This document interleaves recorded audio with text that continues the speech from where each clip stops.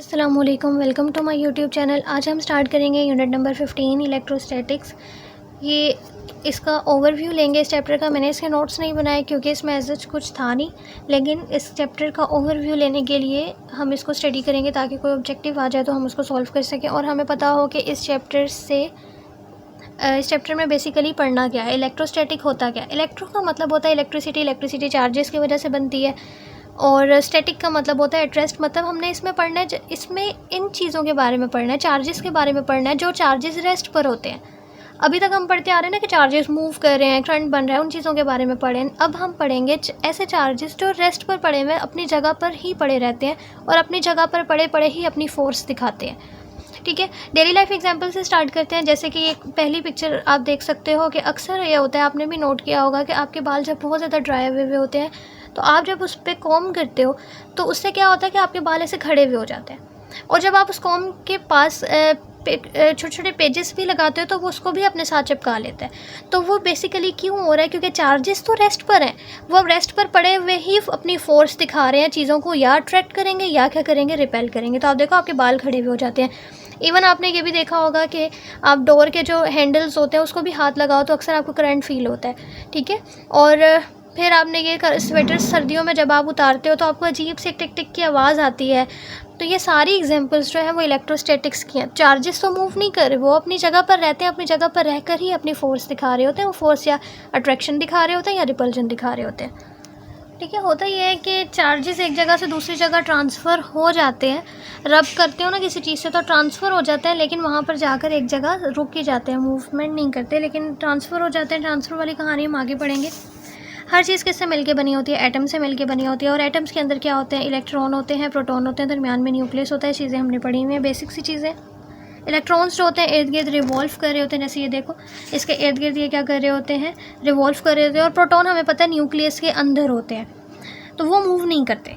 लेकिन इलेक्ट्रॉन्स जो होते हैं वो बाहर होते हैं और ये मूव कर रहे होते हैं। तो अब आप देखो, मैं अगर कहूँ कि चार्ज ट्रांसफ़र होता है, मतलब इनमें से कोई एक चीज़ ट्रांसफ़र होती होगी, तो प्रोटॉन ट्रांसफ़र होता है या इलेक्ट्रॉन? प्रोटॉन तो मूव कर नहीं सकता, वो न्यूक्लियस के अंदर है। इलेक्ट्रॉन लूजली बाउंड होते हैं और ऐसे से मूव करते हैं। तो ये कभी कभार क्या होता है, एक जगह से एक चीज़ से दूसरी जगह पे ट्रांसफ़र हो जाता है।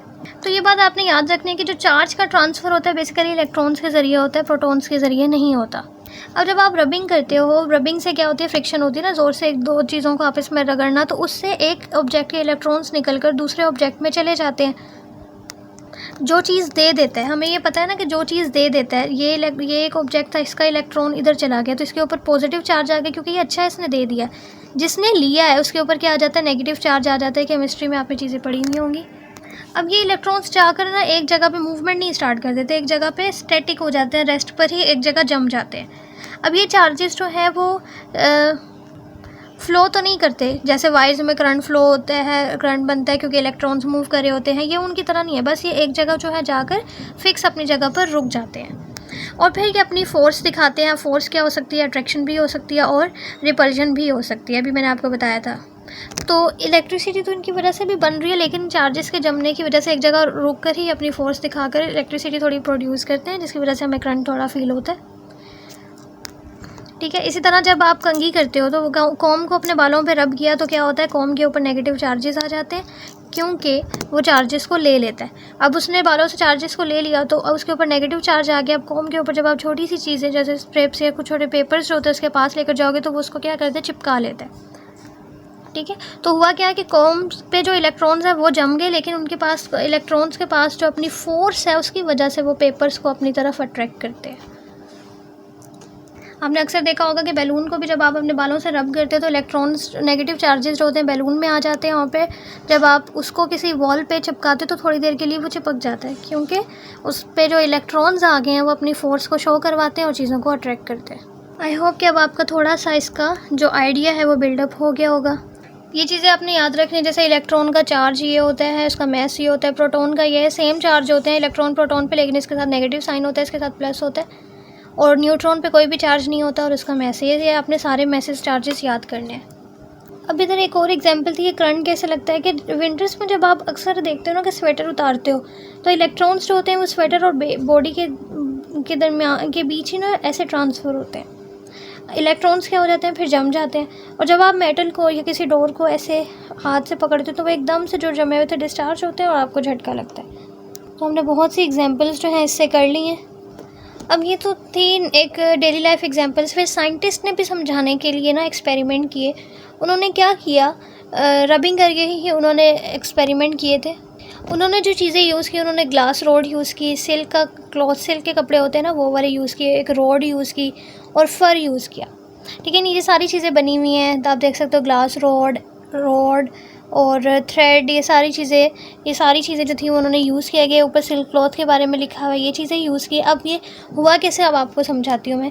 सबसे पहले तो क्या किया उन्होंने, ये जो ग्लास रोड फर्स्ट पे बनी हुई है, ग्लास की रोड होती है सिंपल, इसको ना सिल्क के क्लॉथ के ऊपर रब किया। ये जो रोड आपको नज़र आ रही, सबसे पहले इसको क्या किया गया, सिल्क के कपड़े के साथ रब किया, फिर इसको धागा बांध के ऐसे लटका दिया।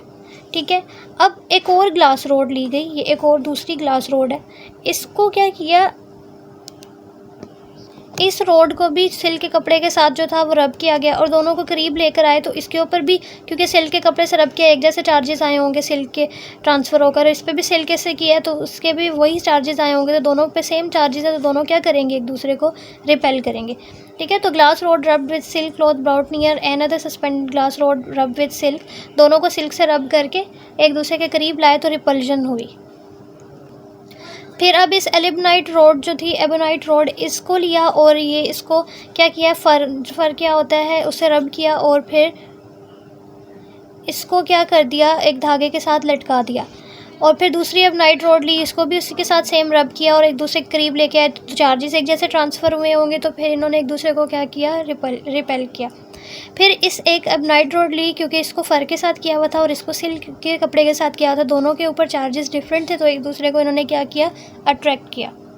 तो क्या नोट किया हमने कि जब मटेरियल सेम था, जब तक दोनों रोड्स सेम मटेरियल की बनी हुई हैं और उनको सेम ही कपड़े से रब किया गया, तो दोनों पे एक जैसे चार्जेस आ रहे हैं, तो वो एक दूसरे को रिपेल कर रही हैं।